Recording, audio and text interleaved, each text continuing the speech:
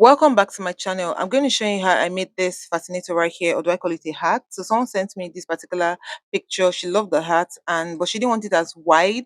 So I just modified it a little bit, and this is what we have. Let's jump straight into the tutorial. So we need mat. This is what it looks like. I thought I'll be needing two, but ended up using one. This right here is a blinked fabric, and then that's a brooch. And let's jump straight into the tutorial. So I picked the mat and I picked the razor. I'm going to be loosening out this mat. So I'll look for the last point where it was attached and just loosen it out this way. I'm going to be using the razor to loosen it out till I have about 7 inches left. So I just kept pulling it until I measured, and what I have right here is 7 inches, or rather 7.5. You can make it wider or smaller depending on the size of the head.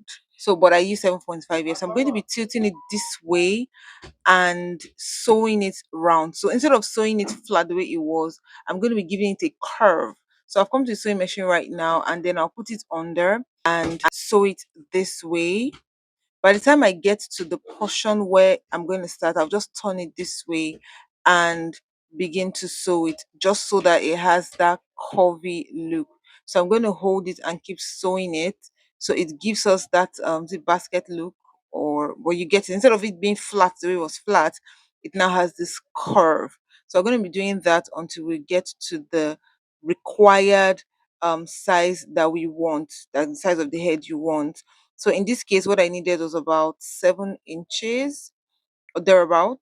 So what we have there is about 7 inches on this side, and on the other body we have 4.5 inches. So that's what we're going to be working with. So we're going to take out another 1 inch, or a little less than 1 inch, to just turn it in so that we can have a covered look. So what we need is a millinery wire, and we're going to put it into the brim of the hat to give it a shape and a form. So I'm going to be measuring the brim of the hat right now, and what we eventually achieved after measuring it was about 22 inches. So I'll just measure 22 inches plus about 10 inches of millinery wire. That's about 33, and then I'll twist it this way and put it into that particular hat brim, just to give the hat brim stamina, so it doesn't just wobble out, and you know what I mean. So we're going to go ahead and do that, and I'm going to go into sewing machine to sew it all the way around, and this is what it looks like after I had sewn it. As you can see, it has a lot of stamina. So next thing to do is to pick a razor and just trim off the excesses. So I'll just look for a good position and just cut it out that way and begin to trim off the excesses. So we're going to be doing that, doing all the cutting. Haven't cut it. What we're going to be having is something that is very neat without that extra point. It's going to be up to us at that point to either leave it that way or to cover it with a strip. At the end of the tutorial, I think I eventually covered it because I didn't like the look, but it would have been okay to leave it like that. After cutting, I just pick the hot glue and just put it there to secure it so it doesn't reel off. So this right here is what this heartband looks like.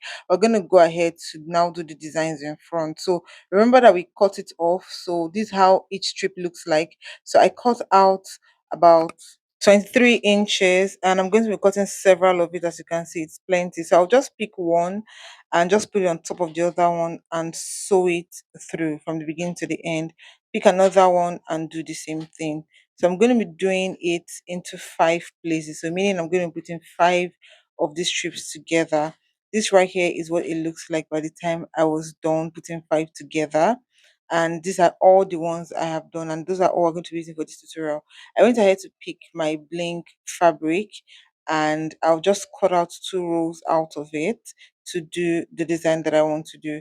After doing that, I'll pick my hot glue gun and I will begin to put it on it and just attach it straight up on it. I'll go ahead and use the hot glue to gum it through from the beginning to the end. I'm going to be doing that for all others as well. Now, this right here is what it looks like by the time I am done.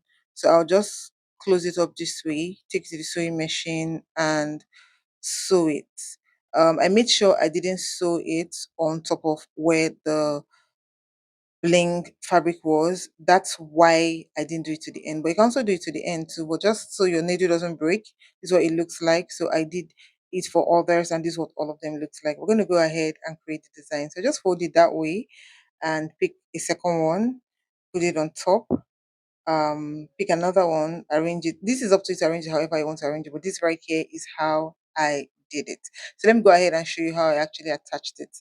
I went ahead to attach it one after the other. So I did the first one, put it on top, picked my needle and thread, sewed it together, made sure it is very, very tight, like very, very tight.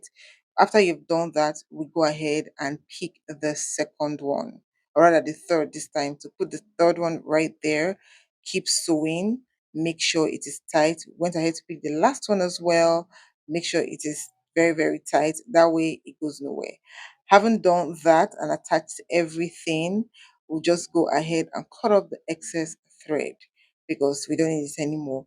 Next, we're going to do is to pick the brooch and attach the brooch on it. This time around, we're going to be using an invisible thread to attach the brooch to it because we don't want to have to be dealing with white thread. It's not going to look good. So I'm going to pick in my needle and the invisible thread, or fishing line like we call it. Invisible thread is different from fishing line, but this time around I'm using fishing line, and I'm using size 3.0. So I'll go ahead and finish attaching the brooch to it and just put it in front of the hat this way. We're going to use the same fishing line to attach this to the hat. So I'm going to do that. Make sure it is tight.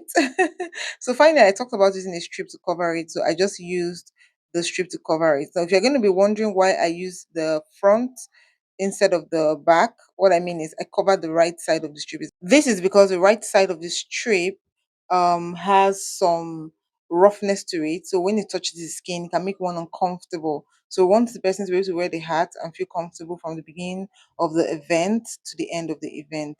So I gummed it all the way around to just make it look neat and give it a very, very neat finishing. By the time we finished this, voila! This right here is what it looks like on the inside, and this is what the outer part looks like. I put it on the mannequin, and this right here is what the mannequin modeled it to be. Eventually she wore it, and this is what it looked like when she wore it. Kindly rate it from 1 to 10 and let me know what you think. Thanks so much for watching my video. I'll see you in my next one. Bye.